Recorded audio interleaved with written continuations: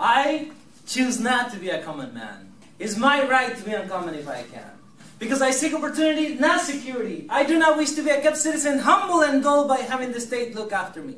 I want to take the calculated risk, to dream and to build, to fail and to succeed. I refuse to live from hand to mouth. I prefer the challenges of life to the guaranteed existence. The thrill of fulfillment to the stale calm of utopia. I will never cower before any master nor bend through any threat. It's my heritage to stand erect, proud and unafraid, and to face the world boldly and say, this I have done. That, fellow Toastmasters and honored guests, is how I motivate myself on a daily basis with what I like to call an affirmation/incantation. Most of our self-talk is negative. We know that words are powerful. Words are what? Powerful. Yes, they are. That is a poem that I wish I wrote it, but I just heard it from another speaker. One strategy to grow and to keep motivated to know that things are possible is to learn from other people. What I'm sharing with you today is a little bit of my personal story, my personal strategy that I've come up with, and strategies that I borrowed from other people. Because I'm not a genius.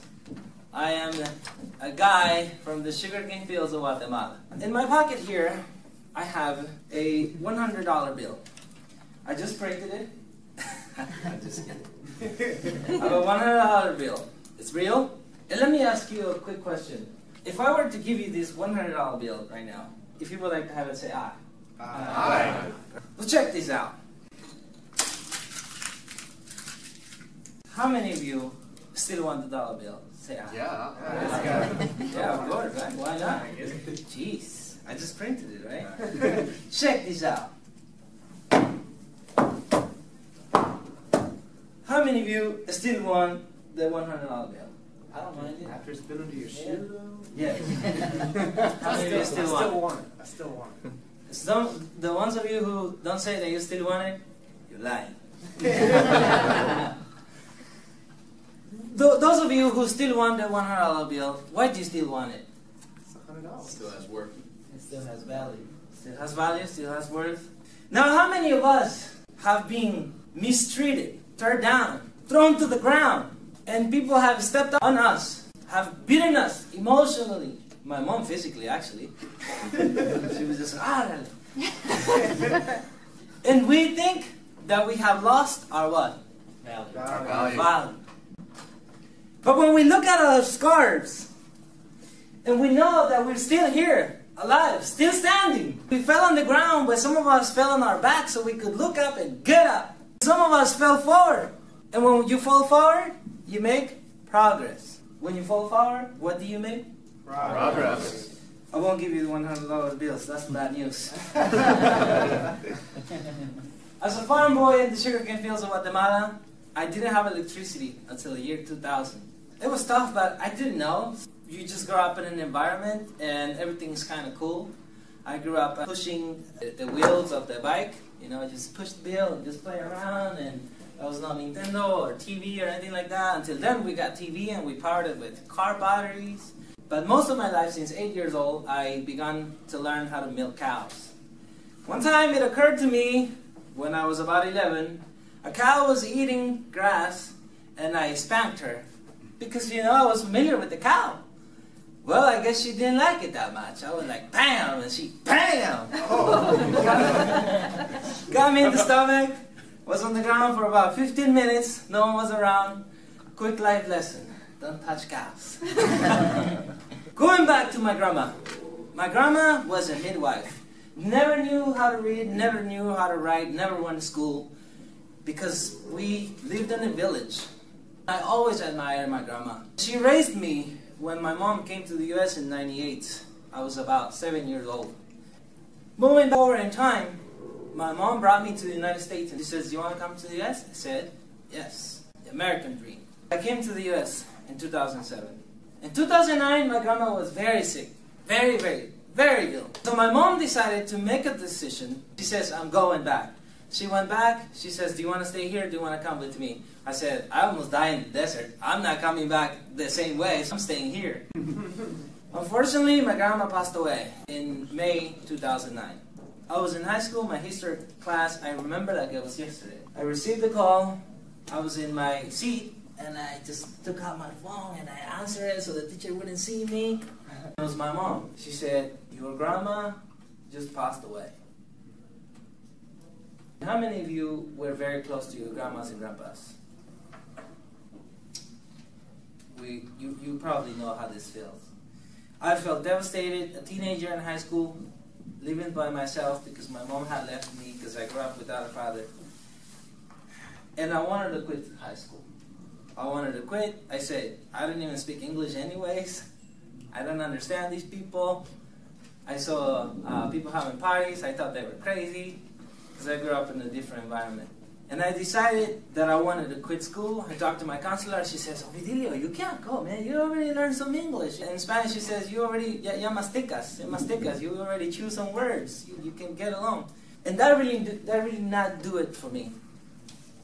But when I began thinking about my grandma, her name is Doña Elena Sarceño, Mrs. Elena Sarceño.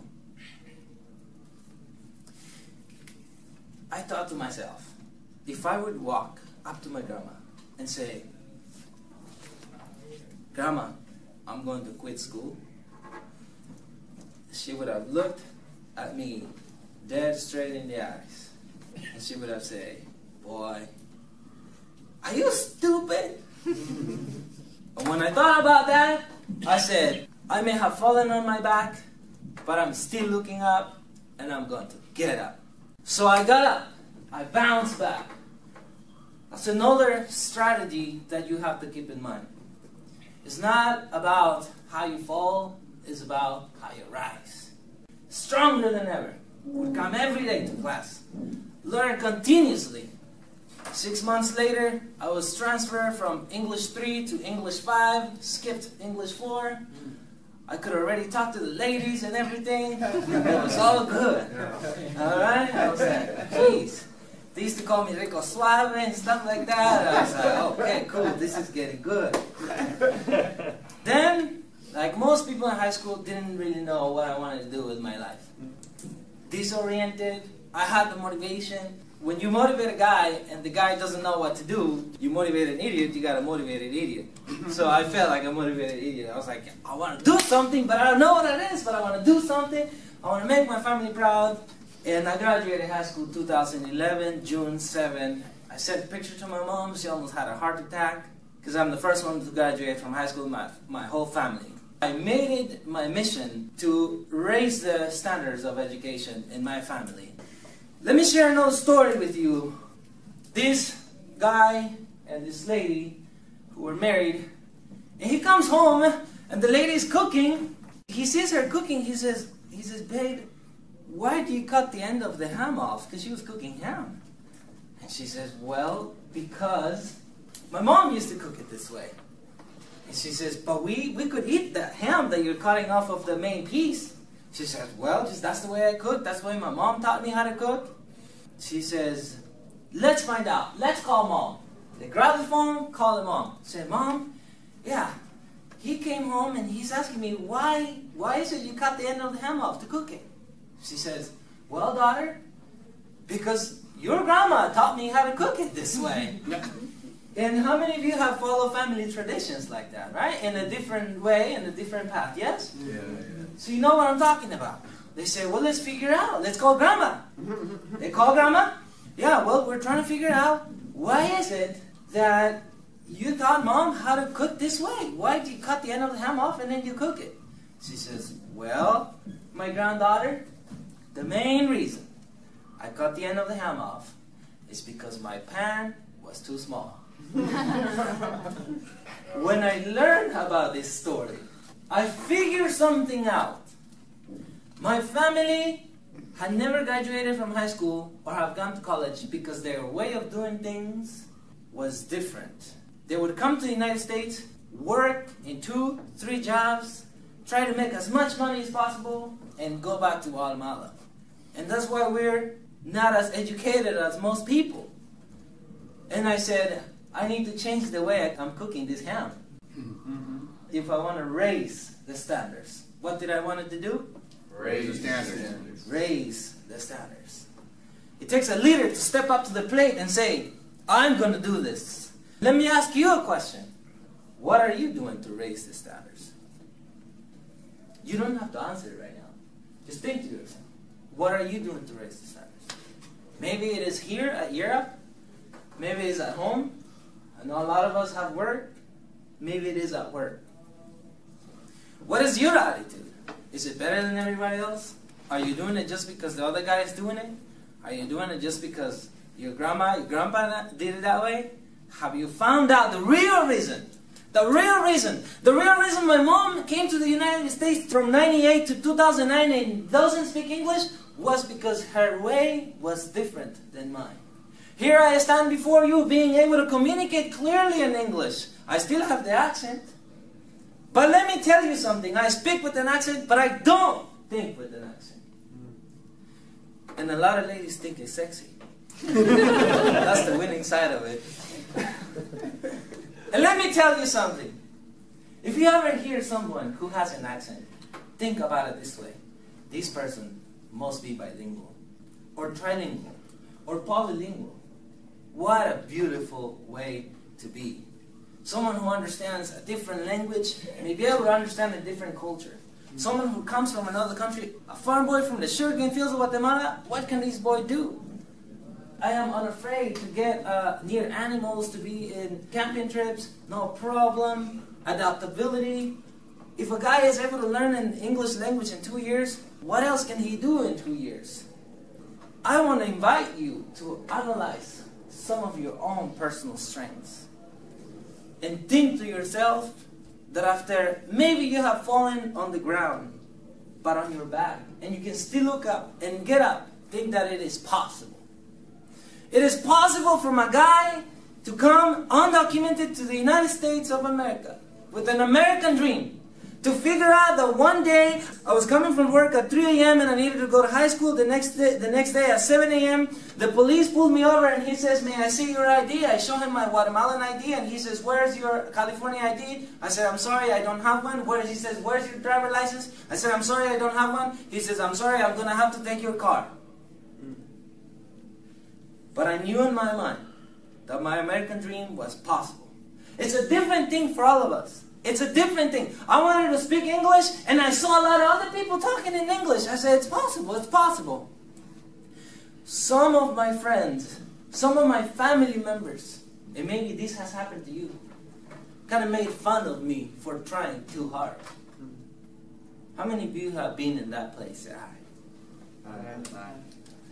Some of them discouraged me. Some of them said, man, it's going to take too long. High school, 3 years? 3 years? But I learned that time is going to pass anyways. Time is going to pass anyways. If I didn't go to high school, I would still be 25 years old. Right now, probably working in the warehouse where I used to work. Again, in my first job was a warehouse. I worked box after box after box every night. I got all built up, so many boxes. My nickname was Six Pack. I still have it. And I want to tell you that I invite you. Not only this is an invitation, but this is also a challenge. For you to, whenever think about your dream, your goal that you have for your family, to raise the standard, either at home, at work, or here at Europe, to think that it's possible. When you have your friends try to discourage you, distract you sometimes they do it because they have the best intentions in the world. My mom had the best intention in the world. She didn't want to send me to high school. She brought me here to work, build a house, and go back. I stand before you now no longer as an undocumented person. I've gotten my documents. I've traveled back to my country. I've been able to publish 3 books. And I gave out books. And let me ask you a question. How many of you would like one of these books? Say aye. Aye. This book is available right now for free right here. Who wants it? All right, great. Who still wants it? Great. Who wants the book? Aye. It's still here, still available, still free. Who wants it? The book is right here. The book is available. Give him a round. Fellow Toastmasters, honored guests. I wanted to speak English, but it wasn't going to happen unless I got up and went to school and got into class and did my work, networked with people who actually spoke English. It wasn't going to happen that I was going to become bilingual if I committed and took the action. It's not only about the intention, you see? It's about the action. Everybody says, I want this. I want it. How many are willing to get up and do what it takes? Because if you do what it takes, it's possible. I did what it took. It was possible. I'm going to close with this. It's another poem I learned and that I remind to myself about the things I want. It reminds myself that if you apply the strategies that I have shared with you today, you will achieve more than what you probably think you will if you take the extra action. You go the extra mile, doing more than what you get paid for. The key to get a raise at work is doing more than what you get paid for. Because if you can do more than what you get paid for, you deserve to get paid more for what you do. And the poem goes something like this. If you want a thing bad enough to go out and fight for it, to work day and night for it, to give up your time, your peace, and your sleep for it, if all that you dream and scheme is about it, and life seems useless and worthless without it, and if you gladly sweat for it and fret for it and plan for it and lose all your terror of the opposition for it, if you simply go after the thing that you want with all of your capacity, strength, and tenacity, faith, hope, and confidence, and stern for sagacity, if neither cold, poverty, vanish, or gold, sickness or pain of body and brain can keep you away from the thing that you want, if all you besiege and beset it, with the help of God, you will get it. Thank you.